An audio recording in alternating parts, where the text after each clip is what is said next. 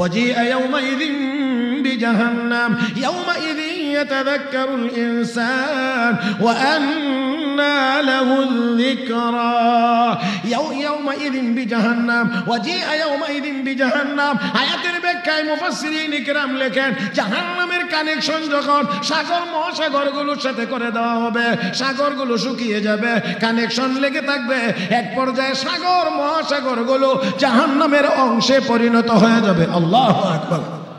জাহান্নামের অংশে পরিণত হয়ে যাবে। তাহলে ওই জাহান্নামের আগুন কি পরিমাণ গরম! রব্বে কারীম বলেন ওই জাহান্নামের আগুন দিয়ে সম্পদকে আগুন দিয়ে গরম করা হবে, হিট দেওয়া হবে। আর ফাতুকুয়া বিহা জিবাহুম, গরম করে কপালে দাগ দেওয়া হবে, ওয়া জুনুবুহুম, দুই সাইডে দাগ দেওয়া হবে, ওয়া জুহুরুহুম, তাদের পিঠে দাগ দেওয়া হবে। ও মুসলমান, রাস্তা দিয়ে হাঁটলে শত শত হাজার হাজার মানুষ কপালে দাগ দেখে বুঝবে সম্পদ ছিল, যাকাত দেয় নাই। সাইড দিয়ে যারা অতিক্রম করবে, যারাও দেখবে তার সাইডে দাগ দেওয়া, দেখেই বুঝবে লোকটার সম্পদ ছিল, আল্লাহর রাস্তায় দান করে নাই, যাকাত দেয় নাই। পিছনে যারা থাকবে পিঠের দাগ দেখে তারা বলবে সম্পদ ছিল, যাকাত দেয় নাই। তার মানে হলো আল্লাহ রাব্বুল আলামিন হাশরের ময়দানে তাদেরকে লজ্জিত আর অপমানিত করার জন্য সম্পদ জাহান্নামের আগুনে গরম করে কপালে দাগ দিবে, দুই সাইডে দাগ দিবে, পিঠে দাগ দেবে। ও মুসলমান, এমন অপমান, এমন লজ্জার সামনে যেন আমাদের কাউকে পড়তে না হয়। জোরে কোন আমিন, আর একটু জোরে কোন আমিন। আলা আলিহি ওয়া وأصحابه وبارك وسلم تسليما كثيرا. أما بعد فأعوذ بالله من الشيطان الرجيم. بسم الله الرحمن الرحيم. والذين يكنزون الذهب والفضة ولا ينفقونها في سبيل الله فبشرهم بعذاب أليم. يوم يحمى عليها في نار جهنم فتكوى بها جباههم وجنوبهم وظهورهم هذا ما كنزتم لأنفسكم فذوقوا ما كنتم تكنزون. قال رسول الله صلى الله عليه وسلم لا يؤمن أحدكم حتى يكون هواه تبعا لما جئت به.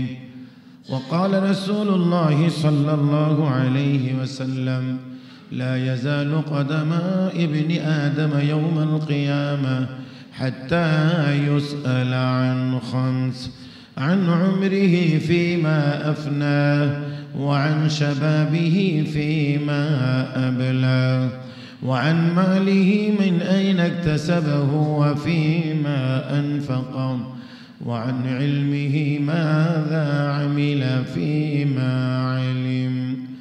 آمنت بالله صدق الله مولانا العظيم وبلغنا رسوله النبي الأمي الكريم ونحن على ذلك لمن الشاهدين والشاكرين والحمد لله رب العالمين.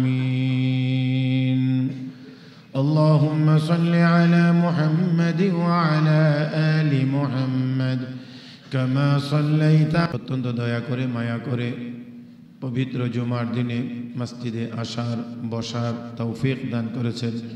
মহব্বতের সাথে শুকরিয়া আদায় করি আলহামদুলিল্লাহ।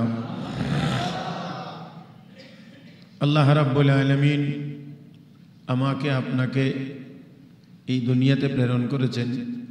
আমাদেরকে আল্লাহ জান দিয়েছেন, আমাদেরকে আল্লাহ মাল দিয়েছেন। জানও আল্লাহর দেওয়া, মালও আল্লাহর দেওয়া।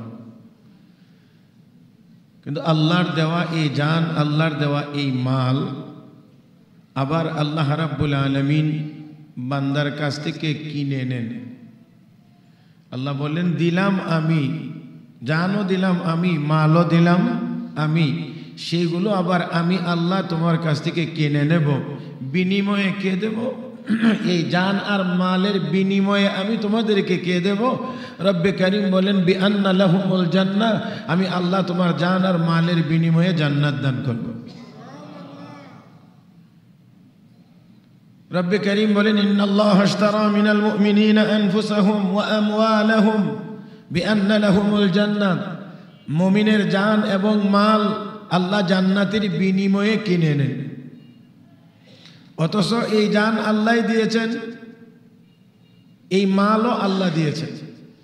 সেজন্যে বিশ্বনবী রাহমাতুল্লিল আলামিন নবী মুহাম্মদুর রাসূলুল্লাহ সাল্লাল্লাহু আলাইহি ওয়াসাল্লাম হাদিস শরীফে ঘোষণা করেছেন, একজন মানুষ যদি সারা জীবন ইবাদত করে, সারা জীবন ইবাদত করে, সারা জীবন ইবাদত করে, কোনো রকমের কোনো গুনার কাজ করে না, এমন ব্যক্তিকে যদি আল্লাহ জাহান্নামে দিয়ে দেন, তাহলে সেটা হবে আল্লাহর পরিপূর্ণ ইনসাফ। কি হবে? বুঝে আসতে একটু কষ্ট হবে। সারা জীবন ইবাদত করলো, একটা গুনার কাজও করলো না, সেই লোকটাকে জাহান্নামে দিলে ইনসাফ কেমনে হয়? হাদিস শরীফে আছে 500 বছরের ইবাদত নিয়ে আল্লাহর বান্দা আল্লাহর দরবারে হাজির হবে। আল্লাহ বলবেন যাও আমার দয়ায় জান্নাতে যাও।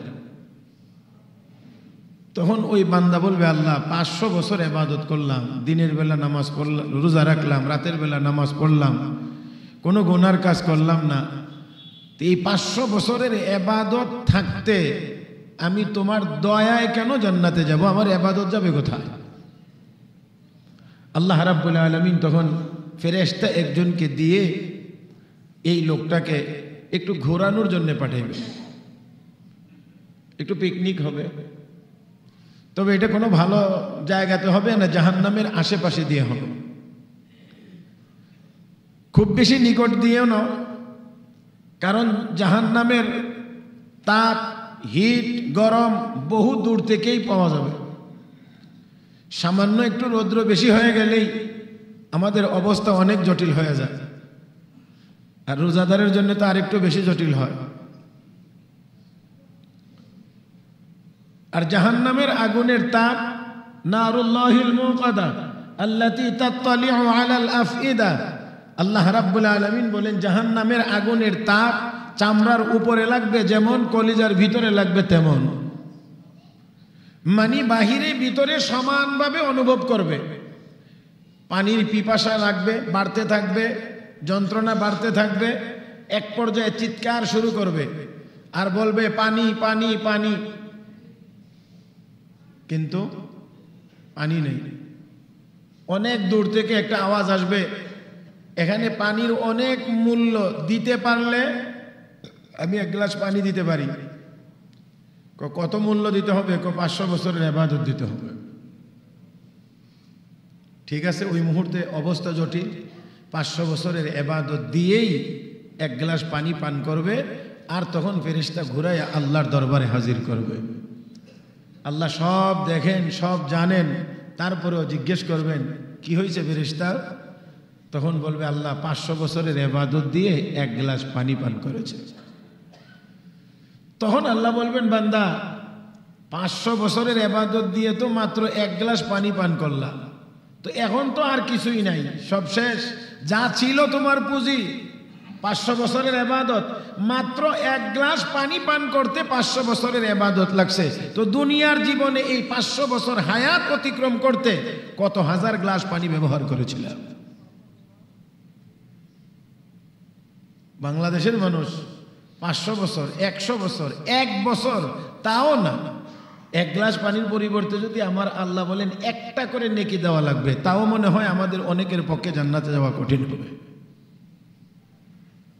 1 গ্লাস পানির জন্য যদি মাত্র আল্লাহ বলেন যে মাত্র একটা নেকি দেওয়া লাগবে,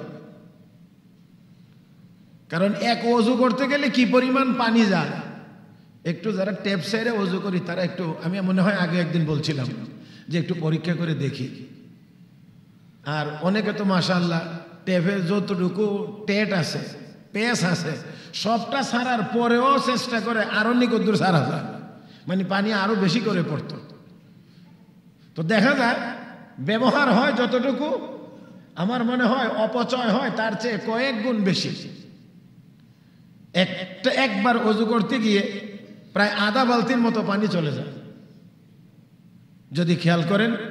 আর যদি একবার নিচে বালতি দিয়ে ওযু করেন তখন দেখা যাবে। সেজন্য আমাদের বুজুর্গরা সবসময় তারা পাত্র বদনা যাকে বলি আমরা, এই বদনা ব্যবহার করে তারা ওযু করতেন। তাতে করে দেখা যায় এক বদনা পানি দিয়েই ওযু হয়, পানিটা নষ্ট হয় না। একবার কুলি করতে গিয়ে আবার হাত ঢুকানোর আগে তো কয়েক কুলির পানি নষ্ট হয়। একবার মাথা মাসাজ করে পাও পর্যন্ত পানি পৌঁছাইতে পৌঁছাইতে কয়েকবার ওযুর পানি চলে যায় এর ভিতরেই। তো যতটুকু ব্যবহার হয় তার চেয়ে অনেক অনেক অনেক বেশি অপচয় হয়। এই ওযু এটা আমার আপনার গুনাহ মাফের মাধ্যম। জোরে আলহামদুলিল্লাহ। রাসূল করিম সাল্লাল্লাহু আলাইহি ওয়াসাল্লাম হাদিস শরীফে ঘোষণা করেছেন, আমার উম্মত যখন ওযু করে তখন শরীরের যেই অঙ্গ পানি দিয়ে ধুইবে সেই অঙ্গ দিয়ে যে গুনাহ হয়েছিল সেই গুনাহ আল্লাহ মাফ করে দেন। হাত দিয়ে হাত ধুইলে, চেহারা ধুইলে চেহারার গুনাহ, হাত ধুইলে হাতের গুনাহ, মাথা মাসাজ করলে মাথার গুনাহ, পা ধুইলে পায়ের গুনাহ। হাদিস শরীফের শেষ অংশে আল্লাহ রাসূল বলেন, হাত্তা খারাজা নাকিয়াম মিনাজ যুনুব, আমার উম্মত ওযুর ভিতর দিয়েই সে সমস্ত সগীরা গুনাহ থেকে পবিত্র হয়ে বের হয়ে যায়। কিন্তু অতিরিক্ত পানি অপচয়ের কারণে মনে হয় আমরা সেই ফজিলত থেকে অনেকটা বঞ্চিত। আল্লাহ পাক আমাদের সবাইকে বুঝার তৌফিক দান করুন। আমি আগেও বলেছিলাম যে হজ বা উমরার সফরে আমাদের ইমাম সাহেব উমরার সফর করে আসছেন, আলহামদুলিল্লাহ। আমার তো দুর্ভাগ্য এখনো পর্যন্ত ভিসা হয় না। খুবই আসলে কষ্টের ভিতর দিয়েই এই সপ্তাহটা পার করতে হয়েছে। বাকি জানি না এখনো ভাগ্যে কি আছে। ওইখানে মাঝে মাঝে প্রয়োজন হয় আধা লিটার পানি দিয়েও ওযু, আলহামদুলিল্লাহ আমাদের করার অভিজ্ঞতা আছে। আধা লিটার, হাফ লিটার পানি দিয়েও ওযু হয়। খেয়াল করলে, সাবধান এবং সতর্কতার সাথে করলে খুব সুন্দরভাবেই করা যায়। মুহতারাম হাজিরিন, তো নেক কাজের ভিতরেও যেন শয়তান ঢুকতে না পারে সেই দিক আমরা সবসময় খেয়াল রাখার চেষ্টা করব। আল্লাহ পাক আমাদের সবাইকে যেন তৌফিক দান করেন।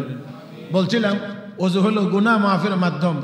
ওযু করলে গুনাহ মাফ হয়, ওযু করলে গুনাহ মাফ হয়। সগীরা গুনাহ ওযুর দ্বারা মাফ হয়ে যায়। এক নামাজের দ্বারা, এক নামাজ থেকে আরেক নামাজ মাঝখানে যত সগীরা গুনাহ হয় শুধু নামাজ পড়ার দ্বারাই আল্লাহ রাব্বুল আলামিন মাঝখানের গুনাহগুলো মাফ করে দেন। মাফের দরজা বড় উন্মুক্ত, আল্লাহ রাব্বুল আলামিন বড় উন্মুক্ত করে রেখেছেন। সেজন্য হাদিস শরীফে আল্লাহ রাসূল সাল্লাল্লাহু আলাইহি ওয়াসাল্লাম উদাহরণ দিয়ে বলেছেন, কারো বাড়ির দরজায় যদি চলমান নদী থাকে আর ওই নদীতে যদি কোনো মানুষ 5 বার গোসল করে, তাহলে সাহাবীরা বলো ওই লোকটার শরীরে কোনো ময়লা থাকতে পারে? সাহাবা একরাম বলেন, জি না ইয়া রাসূলুল্লাহ, ওই লোকের শরীরে কোনো ময়লা থাকতে পারে না। রাহমাতুল লিল আলামিন বলেন, আমার উম্মত 5 ওয়াক্ত যারা নামাজ আদায় করবে তাদের শরীরেও কোনো গুনার ময়লা থাকবে না। নামাজ পড়বো তো ইনশাআল্লাহ। কয় ওয়াক্ত না? আল্লাহ পাক সবাইকে তৌফিক দান করুন, সবাইকে তৌফিক দান করুন। দোয়া করি আপনাদের জন্য, দোয়া চাই আমার জন্য, আল্লাহ যেন কাউকে এক ওয়াক্ত নামাজ কাজা রেখেও যেন মৌত না দেন। সকলের দোয়ার ভিতরে এই কথাটাও যেন শামিল থাকে, এই কথাটাও যেন থাকে যে আল্লাহ এক ওয়াক্ত নামাজ কাজা রেখেও মৌত দিও না, যাতে করে মরার পরে নামাজ যেন কাজা না থাকে। কারণ আল্লাহর নবীর জীবনের একেবারে শেষ মুহূর্তের শেষ কথা, দুনিয়া থেকে একেবারে বিদায় হওয়ার মুহূর্তে আল্লাহর নবীর যে বিশেষ নসিহত ছিল তা ছিল 2টা কথা, আসসালাত আসসালাত আসসালাত ওয়া মা মালাকাত আইমানুকুম, নামাজ নামাজ নামাজ, আর তোমাদের অধীনস্থদের ব্যাপারে তোমরা সতর্ক থাকবা। মানে নামাজ যেন কোনোভাবেই ছুটে না যায়, নামাজ যেন কোনোভাবেই ছুটে না যায়, নামাজ যেন কোনোভাবেই ছুটে না যায়। আর অধীনস্থদের সাথে ব্যবহার যেন বেশি খারাপ হয় না। 3 জনে বলছে, হ্যাঁ, অধীনস্থ যেই ব্যাপারে যেই লাইনে যেই ধরনেরই হোক, অধীনস্থদের সাথে ব্যবহার যেন কি হয়, ভালো হয়, ভালো হয়, ভালো হয়। এই জায়গাটাতে আমাদের যথেষ্ট দুর্বলতা আছে, আমাদের যথেষ্ট পরিমাণ দুর্বলতা আছে, যথেষ্ট পরিমাণ দুর্বলতা আছে। নিজেরা নিজেদেরটা একটু যাচাই করলেই আমরা পেয়ে যাব যে আমাদের দুর্বলতাটা কি পরিমাণ, কতটুকু। যাই হোক, আসুন, আমি মনে হয় অনেক দূর চলে গেছি, একেবারে জায়গায় আবার ঘুরে আসতে চাই। জান কার দেওয়া, মাল কার দেওয়া, আল্লাহর দেওয়া। এই জান আর মাল আল্লাহর দেওয়া। আবার এটা আমার আল্লাহ কিনেও নেন, বিনিময়ে কি দিবেন, জান্নাত। সারা জীবন ইবাদত করে একজন মানুষ যদি জাহান্নামে যায় তাহলে সেটা হবে আল্লাহর ইনসাফ, আর যদি আল্লাহ জান্নাত দান করেন তাহলে সেটা হবে আল্লাহর ইহসান বা দয়া। এবার 500 বছরের ইবাদত দিয়ে কি পান করছে, এক গ্লাস পানি, মাত্র এক গ্লাস পানি। আল্লাহ বলবেন খালি 500 বছরের জীবনের পানির হিসাব যদি দেওয়া লাগে তাহলে কত হাজার বছরের ইবাদত দেওয়া লাগবে। যাও খালি, এবার জাহান্নামে যাও। চলতে থাকবে, আবার পিছনের দিকে তাকাইবে। আল্লাহ বলবেন এখন তাকাও কেন? আল্লাহ যদি দয়া করে জান্নাত দাও, আল্লাহ যদি দয়া করে জান্নাত দাও তাহলে যাইতে রাজি আছি। আল্লাহ তখন বলবেন এখন বুঝে আসছে। তো আমার মনে হয় আমিও যে বলছিলাম যে সারা জীবন ইবাদত করার পরে যদি আল্লাহ জাহান্নামে দেন তাহলে সেটা হবে আল্লাহর ইনসাফ। কারণ দুনিয়ার জীবনে আমরা যেই পরিমাণ আল্লাহর নাজ নিয়ামত উপভোগ করতেছি, এই নাজ নিয়ামতের যদি শুধু বিল দেওয়া লাগে তাহলে আমাদের জীবনের ইবাদত দিয়ে সম্ভব। শুধুমাত্র এই জন্য আল্লাহ রাব্বুল আলামিন কোরআনের বিভিন্ন জায়গায় ঘোষণা করেছেন, উযকুরু নি'মাতাল্লাহ, আল্লাহর নিয়ামতের কথা স্মরণ করো, আমার নিয়ামতের কথা স্মরণ করো। ওয়া ইন তাউদ্দু নি'মাতাল্লাহ লা তুহসুহা, যত নিয়ামত আমি আল্লাহ দিয়েছি যদি গণে শেষ করতে পারবে না। হায়াত শেষ হবে কিন্তু আমার নিয়ামত গণে শেষ করা সম্ভব হবে না। এজন্য আমি আপনাদেরকে বলি, আল্লাহ রাব্বুল আলামিন আমাদেরকে স্মরণ করিয়ে দিয়ে বলছেন, ألم نجعل له عينين ولسانا وشفتين।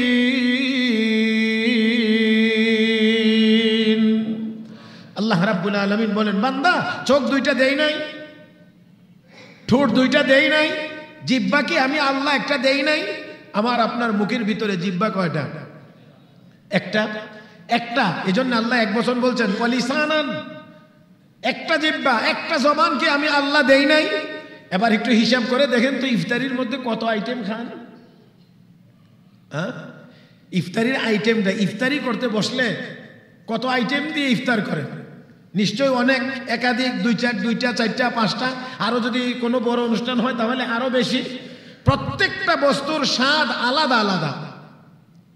ইফতারিতে আমরা যা যা খাই প্রত্যেকটা জিনিসের স্বাদ আলাদা আলাদা, কিন্তু বুঝবার যোগ্যতা আল্লাহ একটা জিহ্বার মধ্যে দান করেছেন। মোটা চাউলের ভাত খাইলে একরকম মজা লাগে, চিকন চাউল হইলে আরেকটু মজা, অন্যরকম মজা লাগে, পোলাও চাউল হইলে আরেক অন্যরকম মজা লাগে। তো এক সবগুলো মিলাইয়া, সবগুলোকেই ধান বলে, সব ধানের চাউলকেই চাউল বলে, কিন্তু তারপরেও প্রত্যেক চাউলের ভিতরেও আল্লাহ রাব্বুল আলামিন স্বাদের মধ্যে একটু সূক্ষ্ম ভিন্নতা রেখে দিয়েছেন। যত সূক্ষ্ম ভিন্নতা আল্লাহ রেখে দিয়েছেন, সব সূক্ষ্মতা বুঝবার যোগ্যতা আল্লাহ মাত্র একটা জিহ্বার মধ্যেই দান করেছেন। মাছ যা আমরা খাই সবগুলোকেই মাছ বলে, কিন্তু ইলিশ মাছের মজা একরকম, বোয়াল মাছের মজা আরেক রকম, পাঙ্গাস মাছের মজা আরেক রকম, রুই মাছের মজা আরেক রকম। তো যত মাছে যত রকমের মজা রাখছেন রব্বে কারীম সেই স্বাদ উপভোগ করার জন্য একটা মাত্রই জিহ্বা দান করেছেন। একটু হিসাব করে দেখেন না, একটু মিলাইয়া দেখেন, আল্লাহ যদি 2-4টা আইটেমের মধ্যে সীমাবদ্ধ রাখতেন যে এই 5টা আইটেম খাইতে পারবা এই জিহ্বা দিয়ে, যদি অন্য কোনো আইটেম খাওয়া লাগে তো জিহ্বা পরিবর্তন করা লাগবে, তো আমাদের কি উপায় হইতো? মুহতারাম হাজিরিন, তাহলে আসেন আল্লাহ রাব্বুল আলামিন আমাকে আপনাকে এইগুলো দান করেছেন, সব আল্লাহর দেওয়া। তো সবগুলো যেহেতু আল্লাহর দেওয়া, এই সবগুলোর বিনিময়ে যদি আল্লাহ শুধু ইবাদত চান যে আমি তোকে তোর জানটা দিলাম, তোর মাল দিলাম, দুনিয়াতে বসবাসের উপযোগী সবকিছু আমি আল্লাহ দান করলাম, এই সবগুলোর বিনিময়ে আগে আমাকে দে, তারপরে তোকে জান্নাতের চিন্তা করব, তাহলে আমরা শুধুমাত্র আল্লাহর যে নাজ ও নিয়ামত উপভোগ করছি সেই নিয়ামতের বিনিময় দেওয়া ইবাদতের মাধ্যমে আমাদের পক্ষে সম্ভব না। তাহলে দুনিয়াতে যা পাইলাম তার বিনিময়ে তো ইবাদত দিয়ে হয় না, তো জান্নাত পাবেন কোথায় থেকে? জান্নাত পাবেন কি দিয়ে? এই জন্য বিশ্বনবী রাহমাতুল্লিল আলামিন বলেন, আল্লাহর দয়া ছাড়া কেউ জান্নাতে যাইতে পারবে না। সাহাবী বলেন, ইয়া রাসূলুল্লাহ আপনিও না? না আমিও না, তবে আল্লাহর রহমত আমার চতুর্দিক দিয়ে বেষ্টন করে থাকবে, এই জন্য আমি জান্নাতে যাব। তো আল্লাহ রাব্বুল আলামিন আমাকে আপনাকে দয়া করে এই জান দিয়েছেন, দয়া করে আল্লাহ রাব্বুল আলামিন মাল দিয়েছেন। আবার আল্লাহ ঘোষণা করলেন, ইন্নাল্লাহা আশতারা মিনাল মুমিনিনা আনফুসাহুম ওয়া আমওয়ালাহুম বিআন্না লাহুমুল জান্নাহ।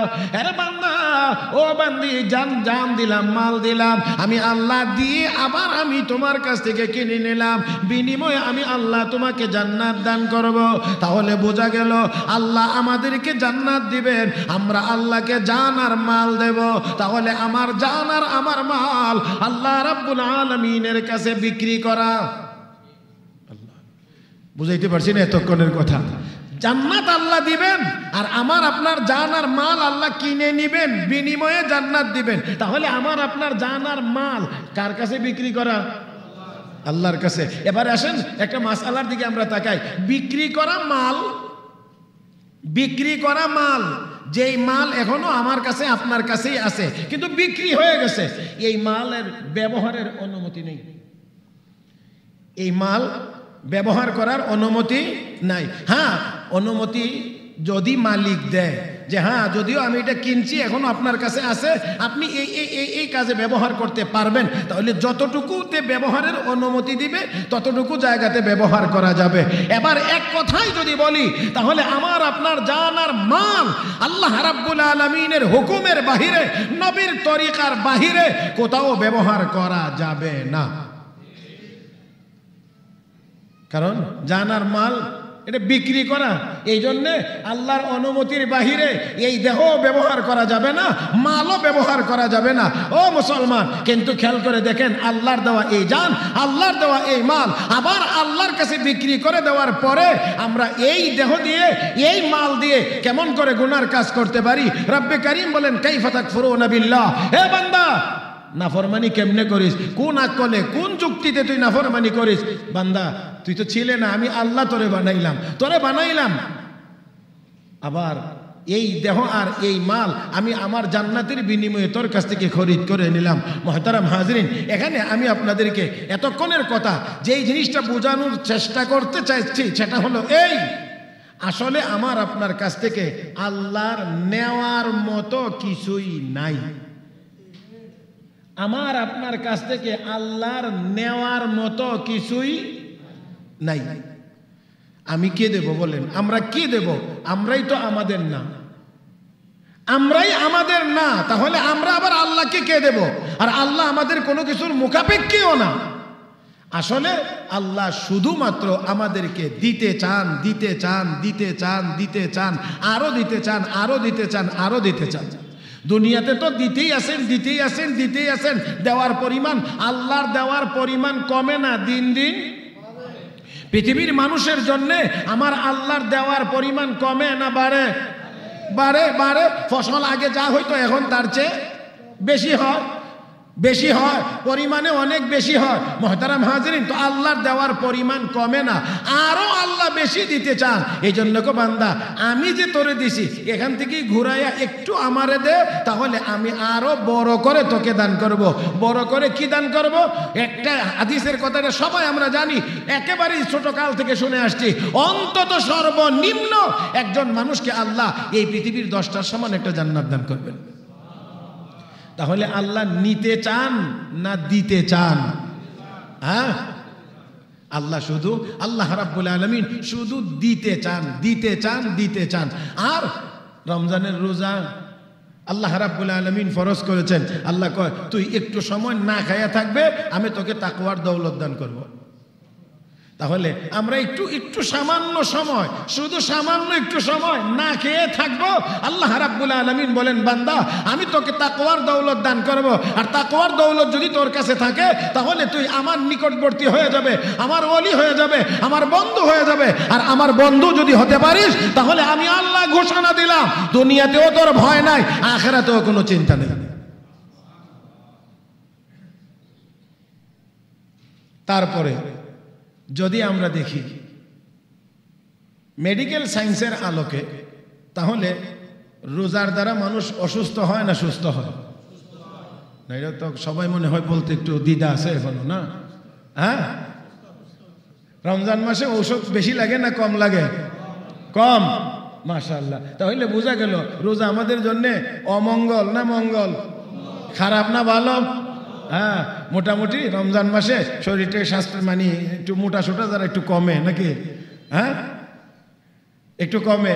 তারপরে খাওয়া দাওয়া নিয়ন্ত্রণে থাকার কারণে ডায়াবেটিসের ওষুধ এত বেশি পরিমাণে লাগে না যেটা রমজানের বাহিরে লাগে, প্রেশারের ওষুধ ওই পরিমাণ লাগে না যেটা রমজানের বাহিরে লাগে। তাহলে আল্লাহ রাব্বুল আলামিন সুস্থতার নিয়ামত আমাকে আপনাকে দিতে চান এই পবিত্র মাহে রমজানের মাধ্যমে। সারা বছর খায়া যত চর্বি টর্বি হয়েছে, কিছু সময় একটি নির্দিষ্ট পরিমাণে আল্লাহ কি কোরআন শরীফ দেওয়ার জায়গা তো আরো আছে, একেবারে এইভাবে ঠেলে তো এখানে আসা লাগে না। জি জি,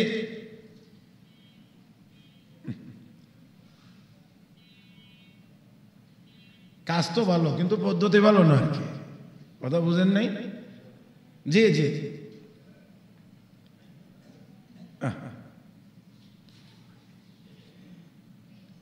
কি বলছিলাম? সুস্থতার নিয়ামত আল্লাহ রাব্বুল আলামিন দান করেন। এই বাকি 11 মাসে যা হয় মোটামুটি ভাবে অনেকটা সুস্থতার জীবন যাপন করা যায় এই পবিত্র মাহে রমজানের বরকতে। বাকি কথা হলো রোজা রাখবো আল্লাহর হুকুম পালন করার জন্যে, আল্লাহর হুকুম পালন করার জন্যে বিনিময় দুনিয়াতেও পাওয়া যাবে, বিনিময় আখিরাতেও পাওয়া যাবে, দুনিয়ার জীবনে সুস্থতার নিয়ামতও পাওয়া যাবে। আলহামদুলিল্লাহ সুম্মা আলহামদুলিল্লাহ। অনেকেই তো বলেন যে রমজান মাসে আলহামদুলিল্লাহ হুজুর আল্লাহ খুব ভালো রাখছে, এত বেশি ওষুধ খাওয়া লাগে না। যারা নিয়মিতই ঔষধ সেবন করে তাদেরও অনেক ঔষধ লাগে না। তাহলে বোঝা গেল রোজার দ্বারা মানুষ অসুস্থ হয় না। আলহামদুলিল্লাহ, আল্লাহ পাক সুস্থ বানান। আর আমি তো ছোট মোটো মানুষ, এলেম আমল নাই, তারপরও রমজান মাসে মোটামুটিভাবে একটা হিসাব করে রাখি যে যাই ওয়াজ নসিহতের সময় তো ইচ্ছা না থাকলেও খাওয়ান লাগে। সারা রাত্রে একবার, তাও ডাক্তাররা কম করে খাওয়ার লাগে রাতের বেলা, হাদিসেও আছে রাতের বেলা কম খাওয়ার জন্য, আর ডাক্তাররাও বলে কম খাওয়ার। আর আমরা তো আল্লাহর রহমতে রাতের বেলা খাওয়ার হিরিক পড়ে, 2খানে মাহফিল 3খানে মাহফিল, তো 3 জায়গাতে খাওয়াই লাগবে, না খাইলে হবেই না। এবার যা কিছুই হোক খাওয়াই লাগবে। জি, রান ছোট হোক আর বড় হোক যেটাই হোক খাওয়া লাগবে, এটা হইল কথা। মুহতারাম হাজরিন, যার কারণে এবারে একবার মাইপা দেখছি মাশাআল্লাহ টার্গেটের বাইরে আছে অনেক। আর এরপরে রোজা হওয়ার পরে আবার কি একদিন মাপছি, মাইপা দেখছি যে আলহামদুলিল্লাহ 5 কেজির মতো কমছে। আলহামদুলিল্লাহ।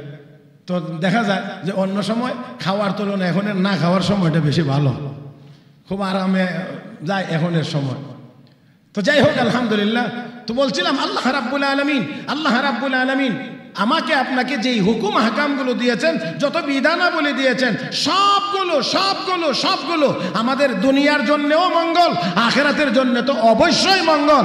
আসুন তাহলে আল্লাহ রাব্বুল আলামিনের ঘোষণা, বান্দা জান আমার দেওয়া, মাল আমার দেওয়া। এবারে আসেন, এই মাল যেহেতু আল্লাহর দেওয়া, সেই জন্য এই মাল চলবে, এই মাল উপার্জন করতে হবে, এই মাল খরচ করতে হবে কার নির্দেশ মোতাবেক। দুঃখজনক হলেও তো সত্য যে আমরা এখন ইনকামের ক্ষেত্রেও আল্লাহর হুকুমের দিক খেয়াল করি না, খরচের ক্ষেত্রেও আল্লাহর হুকুমের দিক খেয়াল করি না। মুহতারাম হাজরিন, বিভিন্নভাবে সুদ ঘুষ দুর্নীতি সহ বিভিন্নভাবে যে যেখানে পারি, যেই পদ্ধতিতেই পারি, এখন টাকা উপার্জনের পিছনে দৌড়াইতে আসি। খরচ করার ক্ষেত্রেও আমাদের হিসাব নাই। মুহতারাম হাজরিন, তাই মনে রাখতে হবে সম্পদ আল্লাহর দেওয়া, আল্লাহর বিধান মেনেই এই সম্পদ উপার্জন করতে হবে, আবার খরচও করতে হবে। যদি সম্পদ উপার্জন করার ক্ষেত্রে হারাম পদ্ধতি অবলম্বন হয়, সেজন্যও আল্লাহর আদালতে জবাব দিতে হবে। আবার খরচের ক্ষেত্রেও যদি আল্লাহর হুকুম লঙ্ঘন হয়, আল্লাহর আদালতে জবাব দিতে হবে। শুধু জবাব দিতে হবে না, এর মধ্যে এই মাল আমদানির ক্ষেত্রে যেমন আল্লাহর হুকুম, খরচের ক্ষেত্রেও আল্লাহর হুকুম। এই খরচের ক্ষেত্রে আল্লাহর হুকুম আবার দুই প্রকার। কিছু হুকুম হলো ফরজ আর কিছু হুকুম হলো নফল। ফরজ হলো যাকাত আর কোরবানি, ফিতরা। এইগুলো আল্লাহ রাব্বুল আলামিনের হুকুম, যদিও ওয়াজিব, কিন্তু আমলের ক্ষেত্রে ফরজের মতোই। এগুলো আল্লাহর হুকুম, দিতেই হবে, বাধ্যতামূলক।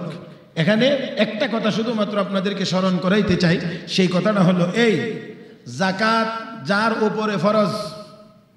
এখন সাথে সাথে এই কথাটা জানার প্রয়োজন, সারা বছরের যাবতীয় খরচ শেষে ঋণ থাকলে ঋণ বাদ দিয়ে 52.5 তোলা রূপার সমপরিমাণ নগদ টাকা অথবা স্বর্ণ রূপা যদি কারো হাতে থাকে, তাহলে তার উপরেই যাকাত দেওয়া ফরজ। একদম সহজভাবেই আমরা বুঝবার চেষ্টা করব। সারা বছরের যাবতীয় সাংসারিক খরচ বাদে ঋণ থাকলে ঋণের পরিমাণ বাদ দিয়ে যদি নগদ অর্থ অথবা স্বর্ণরূপা 52.5 তোলা রূপার সমপরিমাণ টাকার থাকে, তাহলে তার উপরে যাকাত ফরজ। এই যাকাত গরিবেরা আপনার বাড়ি থেকে এসে নেওয়া ফরজ না। গরিবের বাড়িতে যদি গরিব না আসে আপনার বাড়িতে, গরিবের বাড়িতে পৌঁছায়া দেওয়া আপনার জন্য ফরজ, কারণ যাকাত আপনাকে আদায় করতে হবে। আল্লাহ রাব্বুল আলামিন বলেন, যদি এই হুকুম কেউ অমান্য করে, সম্পদ আছে কিন্তু যাকাত দেয় না, আয়াত তেলাওয়াত করেছিলাম, রব্বে করিম তাদের ব্যাপারে ঘোষণা করেছেন, والذين يكنزون الذهب والفضة ولا ينفقونها في سبيل الله فبشرهم بعذاب أليم।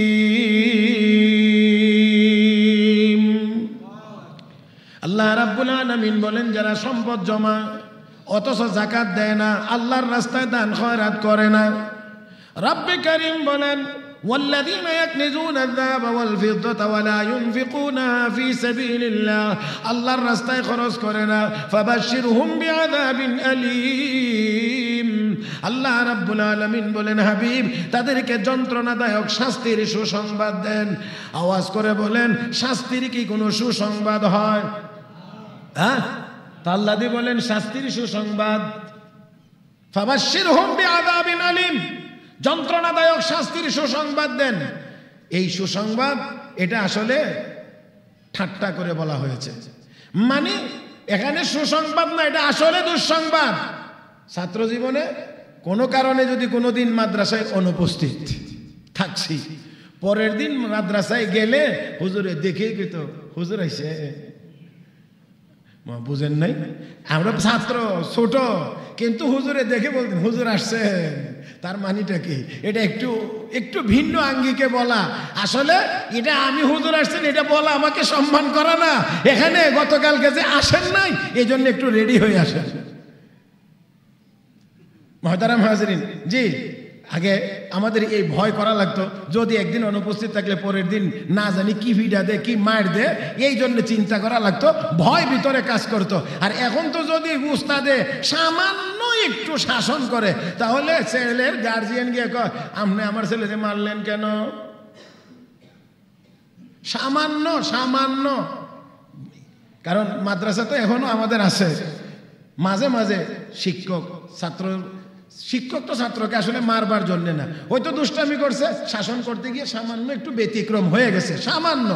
এতে করেই গার্জিয়ান যেই চোখ রাঙ্গায় আসে শিক্ষকের প্রতি, তখনই আমাদের মনে হয় যে আসলে এলেম দুনিয়া থেকে অনেক দূর চলে গেছে। আর আমার আব্বা যেদিন মাদ্রাসায় নিয়ে ভর্তি করে দিছে, সেই দিন মাদ্রাসার পর হুজুরকে বলছে যে হুজুর চামড়া লাগবে না, হাড্ডি বাড়ি থেকে ফেরত গেলেই হবে। বুঝাইতে পারছি না? চামড়া লাগবে না, হাড্ডি বাড়িতে ফেরত গেলেই হবে, তবু ছেলে যেন মানুষ হবে, লাইসেন্স দিয়ে আসছে। আর আল্লাহ, এখন আমার মাদ্রাসাতে দুই একটা এরকম টুকটাক ঘটনা ঘটছে, বেশি দুষ্টামির কারণে একটু সামান্য শাসন করতে গিয়ে হয়তো বেত একটু জোরে লাগছে, কেন উদ্দুর লাগছে, সর্বনাশ। তখন আসলে খুবই আফসোস লাগে যে এলেম কত পরিমাণ দূরে যে চলে গেছে, যার কারণে আজকে আমরা মাদ্রাসায় পড়েও, মাদ্রাসায় পড়ায়ও এলেম থেকে অনেক দূরে, অনেক দূরে, অনেক দূরে, এলেম থেকে অনেক দূরে।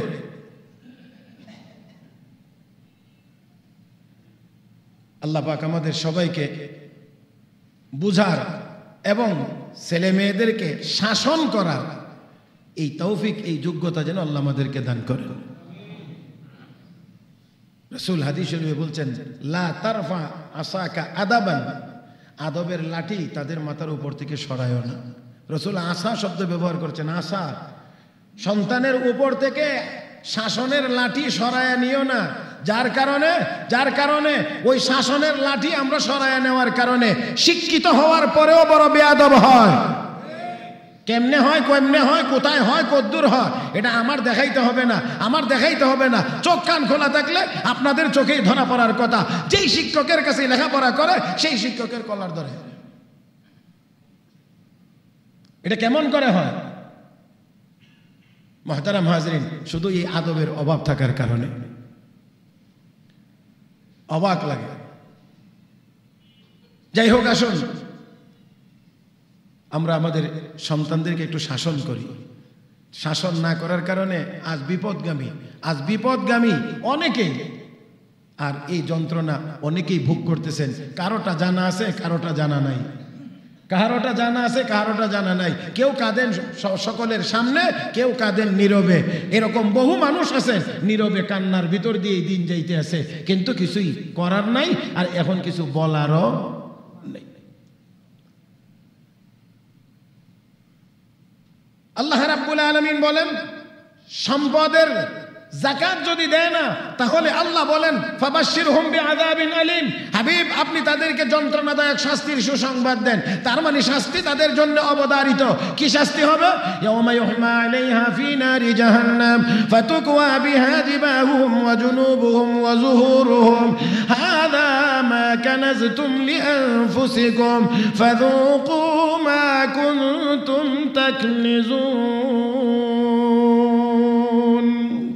আল্লাহ রাব্বুল আলামিন বলেন, এই সম্পদ, এই মালকে জাহান্নামের আগুনে গরম করা হবে, জাহান্নামের আগুনে গরম করা হবে, দুনিয়ার আগুন না। ও মুসলমান, দুনিয়ার আগুনে পানি দিলে আগুন নিভে যায়, বাতাস যদি অতিরিক্ত হয় আগুন নিভে যায়, বালু যদি অতিরিক্ত দেওয়া যায় তাহলে আগুন নিভে যায়। এমনকি কোনো চুলায় আগুন জ্বলে, বড় শক্ত জিনিস দিয়ে চাপ দিয়ে ধরলে অক্সিজেন না পাইলেও আগুন নিভে যায়, আগুন নিভে যায়। ও মুসলমান, কিন্তু জাহান্নামের আগুন এমন হবে না, কোনো কিছু দিয়েই নিভানো যাবে না। সাগর, মহাসাগরগুলোর সাথে জাহান্নামের কানেকশন যখন করে দেওয়া হবে, সাগরগুলো শুকিয়ে যাবে। আল্লাহু আকবার।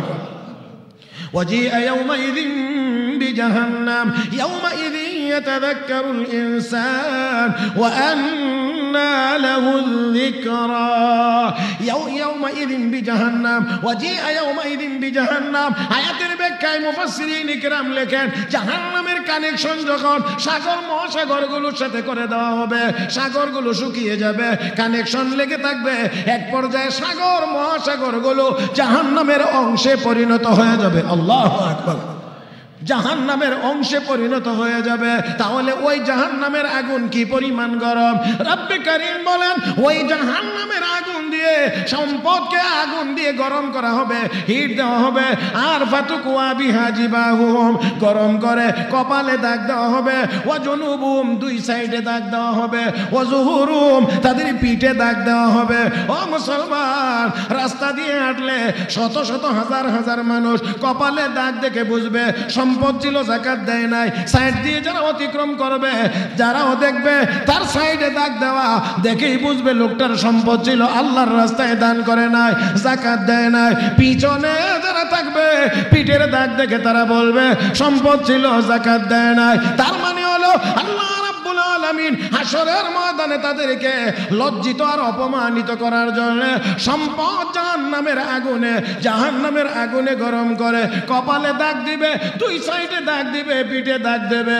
ও মুসলমান, এমন অপমান, এমন লজ্জার সামনে যেন আমাদের কাউকে পড়তে না হয়। জোরে কোন আমিন, আর একটু জোরে কোন আমিন। শুধু এটা না, এমন আরো অনেক পাপ আছে। ইউরাফুল মুজরিমুনা বিসিমাহুম, পাপিষ্ঠদেরকে তাদের আলামত দেখে চেনা যাবে কে কোন ধরনের পাপী। মুহতারাম হাজরিন, বিশ্বনবী রাহমাতুল লিল আলামিনের এক লম্বা স্বপ্নের কথা হাদিসের কিতাবে বর্ণিত আছে। নবী সাহাবীদেরকে বলছিলেন সাহাবীরা, কেউ কোন স্বপ্ন দেখছো? দেখলে নবী বলতেন, নবীর সামনে বললে নবী তার তাবির বা ব্যাখ্যা বলতেন। একদিন নবী নিজেই বলছেন, আমি এই লম্বাটা বলতে পারবো না, এর মধ্যে একটা বলি, সেটা হলো এই রাহমাতুল লিল আলামিন বলেন স্বপ্নের এর ভিতরে, এই লম্বা সফরের ভিতরে স্বপ্ন জগতে সফর, তবে নবীর স্বপ্ন আর আমাদের স্বপ্ন কিন্তু এক না, এটা মনে রাখতে হবে। নবীর স্বপ্ন ওহীর অংশ। জিবরাইল সরাসরি এসে নবীকে বললে এটা যেমন ওহী, নবীর স্বপ্ন যা দেখেন সেটাও ওহী। এটাকে আবার ভিন্ন দিকে নেওয়া যাবে না, নবী স্বপ্ন দেখছেন এই জায়গায় আবার ভুল করলে হবে না। মুহতারাম হাজরিন, সেজন্য নবীর নবুয়তি 23 বছর জীবনীর মধ্যে প্রথম 6 মাস শুধু স্বপ্নের মাধ্যমেই ওহী আসছে, স্বপ্নের মাধ্যমেই। এই জন্যে মুমিনের স্বপ্নকে বলা হয়েছে জুজউম মিন 46 জুজআম মিনান নবুওয়া। মুমিনের নেক স্বপ্ন, সত্য স্বপ্ন, এটা নবুয়তের 46 ভাগের 1 ভাগ। যাই হোক, সেই দিকে নয়, আল্লাহর নবী এই সফরের ভিতরে দেখছেন একটা বিশাল বড় পুকুর, আর এই পুকুরের মধ্যে পানি নাই, আছে শুধু রক্ত। কি আছে? রক্ত।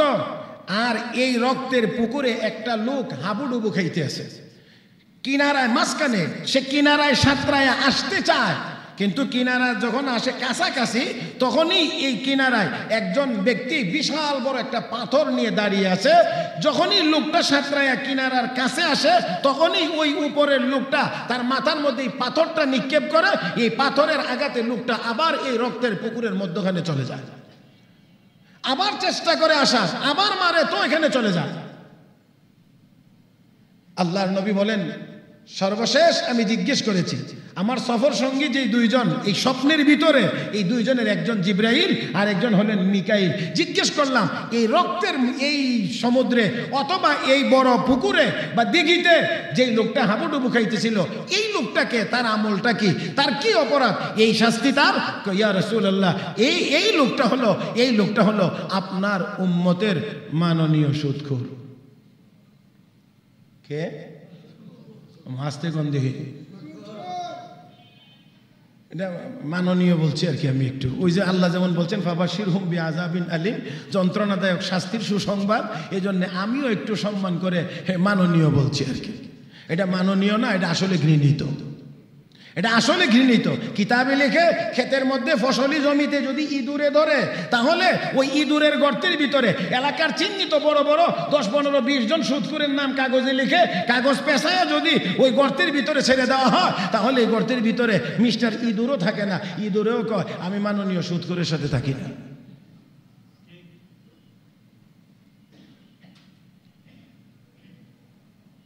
আর আমরা মনে করি অনেক টাকার মালিক হয়ে গেছে, হাম কুছ হুয়া হ্যায়, তাই না? হ্যাঁ আমার ভাইয়েরা, যাই হোক আসুন, তো আল্লাহর নবীকে জানানো হয়েছে, জিবরাইল বলছেন এই লোকটা হলো সুদখোর। হাসরের মাঠে এমন অনেক আলামত থাকবে। এর মধ্যে আরেকটা বলে আলোচনা শেষ করতে হবে মুহতারাম হাজরিন, সেটা হলো অনেকের মাথার মধ্যে বিশাল বোঝা থাকবে, অনেক বড় বোঝা। কেন বোঝা? হলো দুনিয়ার জীবনে জায়গা ঠেলাঠেলি, সীমানা ঠেলাঠেলির কিছু নেক অভ্যাস আমাদের অনেকের আছে। হ্যাঁ, নামাজের বেলায়ও ফাক্কা, একেবারে আগের কাতারের মুসল্লি, আবার ক্ষেতের আইল টেলার মধ্যেও ফাক্কা। খালি একটু একটু এইদিকে, একটু এইদিকে, একটু এইদিকে, একটু দখল, একটু দখল। আল্লাহর নবী বলেন, যতটুকু দখল করছো, যতটুকু দুনিয়ার জীবনে 7 তবক নিচ পর্যন্ত যত মাটি আছে সবগুলো উঠায়া বস্তায় ভরে, এরপরে আল্লাহ মুড়িটা বেঁধে এবার ফেরেশতারা বলবেন এই বোঝাটা তার মাথার উপরে উঠাইয়া দেয়। এবার বোঝা নিয়ে দাঁড়ায় থাকবে, লোকেরা দেখলেই কইবে স্যার হে কামলা। আল্লাহ, আজকে আমি আসলে একটু মানসিকভাবে আজকে একটু এলোমেলো, তারপরেও কিছু কথা বলার চেষ্টা করছি। আর আপনাদের একটু নড়াচড়ায় বোঝা যায়, আপনারাও মনে হয় কিছুটা এলোমেলো লাগে আমার কাছে। একটু একটু একটু আমার সাথে একটু সহযোগিতা করেন মুহতারাম হাজরিন। তাহলে আসুন, বলতে চাইছিলাম যে মাথার মধ্যে এত বড় বোঝা, দেখলেই বোঝা যাবে উনি কি কাম করে গেছে। তাহলে যতটুকু বোঝা সহ্য করতে পারবেন এতটুকুই দখল করেন আর কি। যত বড় বোঝা বহন করতে পারবেন দখল ততটুকু করেন। আর যদি মনে করেন যে না পারবো না, তাহলে দয়া করে এই দখল যেন আমাদের কারো দ্বারা না হয়। আল্লাহ আমাদের সবাইকে বুঝার তৌফিক দান করুন, বলি আমিন। মুহতারাম হাজরিন, তাহলে আসুন শুরু কথা দিয়ে আবার শেষ করতে চাই। তাহলে এই জান কার দেওয়া, মাল কার দেওয়া? জানও আল্লাহর, মালও আল্লাহর। আবার আল্লাহ এই জান আর মাল আমার আপনার কাছ থেকে কিনে নিয়ে যাবেন, বিনিময়ে কি দিবেন? সবার জবানে শুনতে চাই, বিনিময়ে আল্লাহ কি দিবেন? আপনার বাড়ি যত সুন্দরই হোক, যেই জিনিস দিয়ে বানাইছেন সব মাটির উপাদান, রড মাটি, ইট মাটি, সিমেন্ট মাটি, বালু মাটি, সবগুলো রড থেকে নিয়ে যা আছে সব উপাদান মাটির। আর আল্লাহর জান্নাতের বিল্ডিং হবে, একটা ইট স্বর্ণের, একটা ইট হবে রূপার, কংক্রিট গুলো হবে মতির, প্লাস্টার হবে মেশকো জাফরানের। একতলার ছাদ কদ্দুর উপরে? 10 ফুট। হ্যাঁ, 10 ফিট। উপরে গেলে আর একটু কমে নাকি? উপরে গেলে 9 ফিটও হয়, একটু কমে। কিন্তু আল্লাহর জান্নাতের একতলার ছাদ হবে আসমান যদ্দুর উপরে, একতলার ছাদ হবে ততটুকু পরিমাণ উপরে। খুব ছোট না? হ্যাঁ হ্যাঁ, বলেন না, একটু ছোট না জান্নাত? হ্যাঁ, সর্ব সর্ব সর্ব নিম্ন একতলার ছাদ, আসমান যত উপরে একতলার ছাদ হবে তত উপরে। মুহতারাম হাজরিন, সেই জন্য আমি আপনাদের কাছ থেকে এবার জানতে চাই, ওই আল্লাহর জান্নাতটা আমরা সবাই কিনতে চাই না চাই না? লাগবে জান আর মাল, লাগবে জান আর মাল। অনেকে মনে করেছিলেন হুজুর তো উমরাতে চলে গেছে, আজকের জুমায় তো আর কিছু দেওয়া টেওয়া লাগবে না। হ্যাঁ, এরকম একটা নিয়ত তো অনেকেরই ছিল। তো যাক, আসলে আল্লাহর হুকুম যা তা মেনে নেওয়াই মুমিনের কাজ। যদিও আসলে আমার খুব কষ্ট লাগতেছে, এই একটা সপ্তাহ আমার খুব অস্থিরতার ভিতর দিয়ে বলা যায় গেছে, কোনো কিছু মানে লাইন পাইতেছি না কেমন জানি। তারপরেও আল্লাহ পাক আপনাদের খেদমতে হাজির করে দিয়েছেন, অন্তত কিছুটা তো অবশ্যই ভালো লাগার কথা। তো মুহতারাম হাজরিন, এই জান আর মাল দিয়ে আল্লাহর জান্নাত কিনতে চাই। সেজন্য আজকে আমি খুব বেশি বড় করে চাইবো না, আপনাদের কাছে ছোট করে চাইবো, আমরা যেন সবাই শরীক থাকতে পারি। আল্লাহর বান্দা একজন মানুষ আল্লাহর জান্নাত কেনার জন্য প্রথম শুরুটা হবে একজন মানুষ 5,000 টাকা, আল্লাহর একজন গোলাম কে